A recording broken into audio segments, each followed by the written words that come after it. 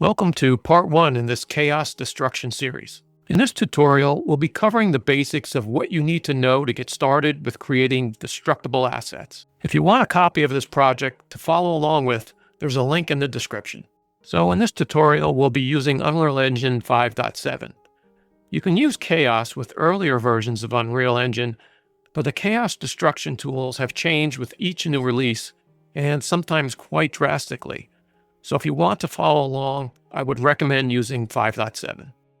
All the necessary Chaos Destruction plugins are already enabled by default in version 5.7.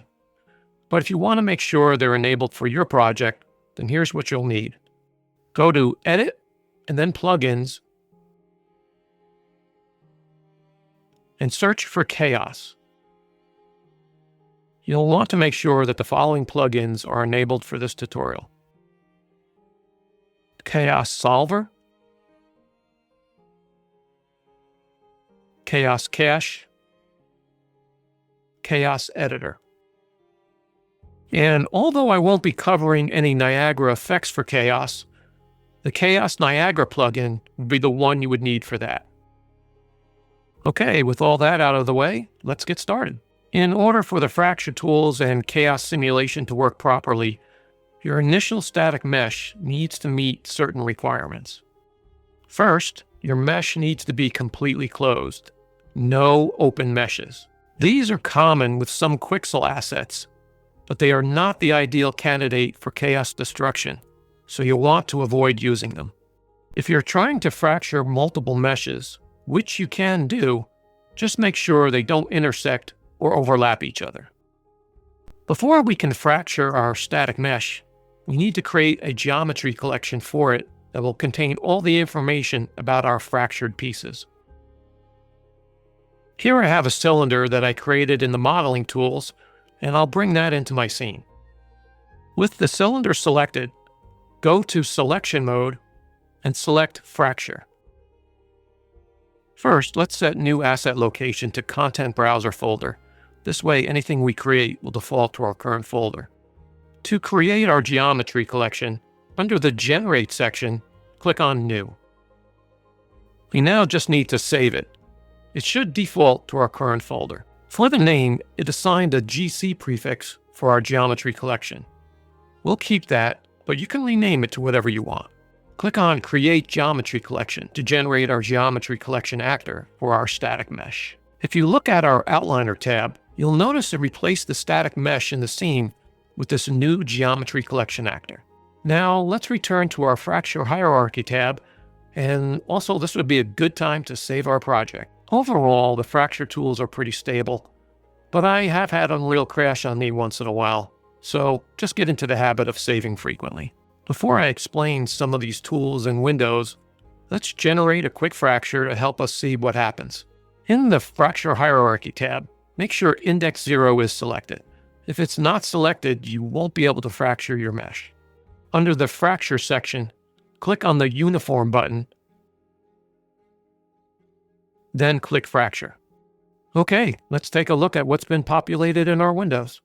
In the Fracture Hierarchy tab, you'll now see each fractured piece listed under Index 0. These fractured pieces are referred to as bones. As you click on them, the selected bone will be highlighted in your viewport.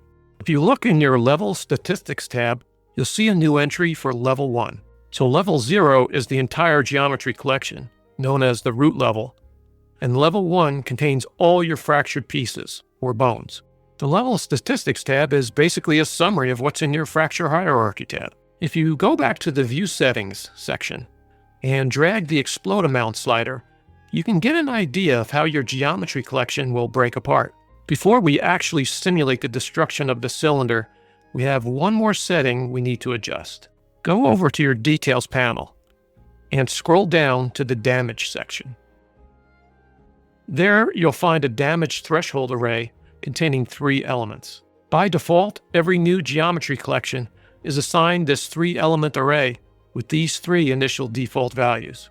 They represent the amount of force needed to initiate the fracture of those bones in level 0, level 1, and level 2. So far, we only have 2 levels, level 0 and level 1, so index 2 will be ignored for now. The force values will make more sense once we get into the field systems later in the series. For now, just understand that higher values require more force to fracture that level.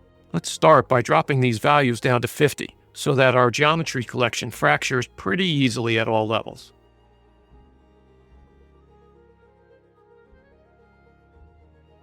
In your viewport, raise your cylinder off the floor a decent distance and rotate it about 20 degrees to the right.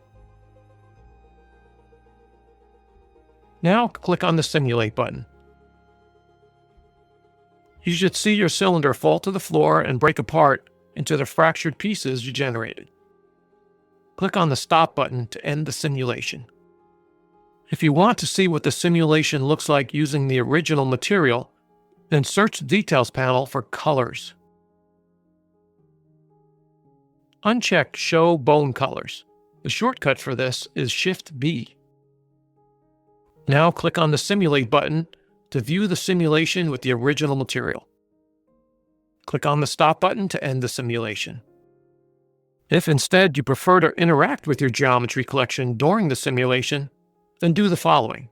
Return your cylinder to its upright position and place it back on the floor. Now let's add a basic sphere actor to the scene.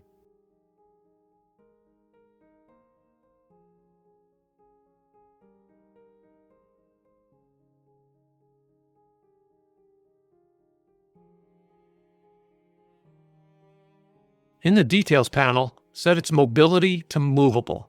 Now click on the Simulate button. Click on your sphere actor and slowly drag it to collide with your cylinder.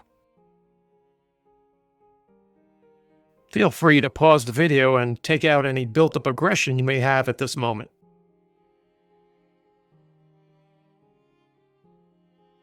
And don't forget to save your project.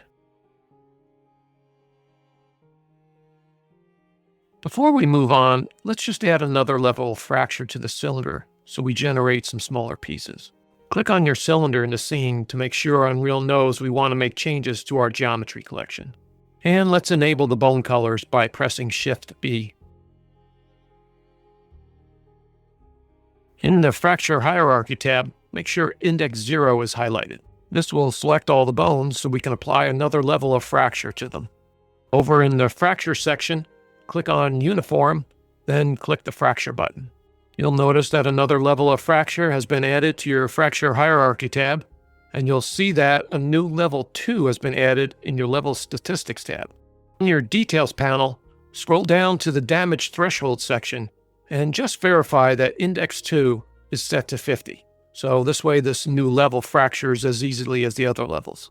Click on the Simulate button and drag your sphere into the cylinder to see the results.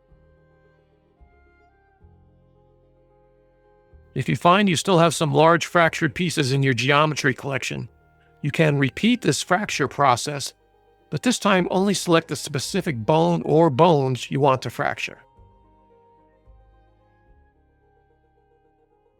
You can select multiple bones by holding down your Control key as you select each bone, and then apply a level of fracture to them all at once. Be mindful that the more bones you generate, the more resources the Chaos Solver needs to perform the simulation. If you see this annoying informational message every time you run the simulation, well, you can do the following to disable it. Go up to Edit and then Editor Preferences. Search for Use Less and enable the Use Less CPU when in the background option. That should take care of it for you. If you found this video helpful, please hit that like and subscribe button. In part 2 of this series, we're going to briefly look at some of the other fracture tools in the Fracture section, so I hope to see you there.